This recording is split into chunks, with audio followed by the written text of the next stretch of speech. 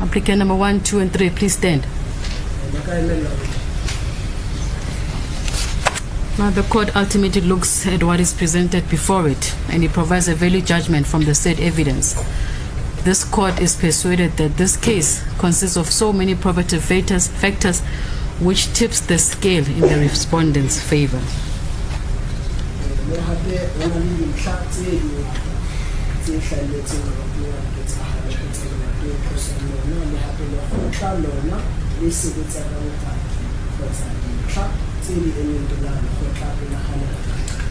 Now, in considering all the evidence before this court, the evaluation of the factors listed in section 60, subsection 4 and 5 to 9 of the Criminal Procedure Act, applicant 1 and 2 have not discharged the onus that rests on them and have not adduced any evidence which has satisfied this court that it is in the interest. Now let's look at applicant's number 1, affidavit.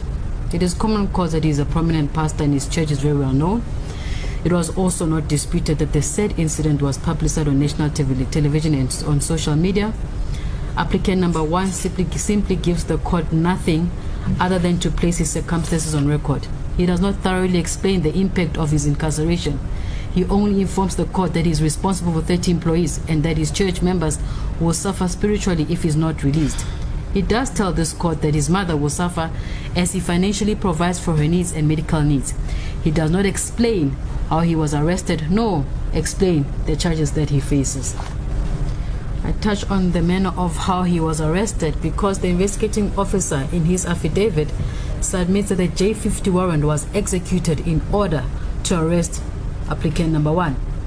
It is common knowledge that a J50 warrant is applied for when a suspect is wanted and cannot be located at their respective residential address. This, the court believes, is also one of the important aspects that applicant number 1 should have thoroughly ventilated in his affidavit.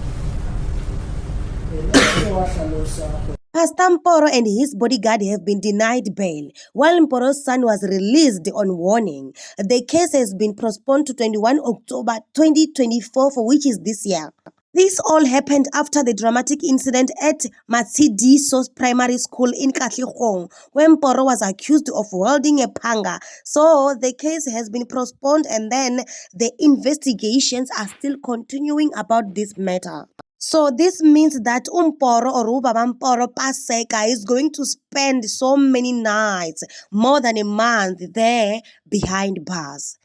Mboro was seen praying, and also he was so surprised when they were saying that no, we are postponing this one and then you are not going home, only your son is the one who's going home. So he was so surprised, guys. He was so surprised in such a way that people were making jokes and memes about him when he was like, oh, what is really happening, So guys, we are still looking forward to the investigation, to see the outcomes of the investigations, because everything that happened there at that primary school, we saw it on the videos. Like when Mboro was so crossed, he was so angry, fighting for his son, like defending his son, So guys, we're still waiting for the outcomes. Anyway, just comment down below, let me know what you think about this, because these are the things that are happening and I had to report to you so that you can be able to see what is really happening. Guys, can you please watch my videos?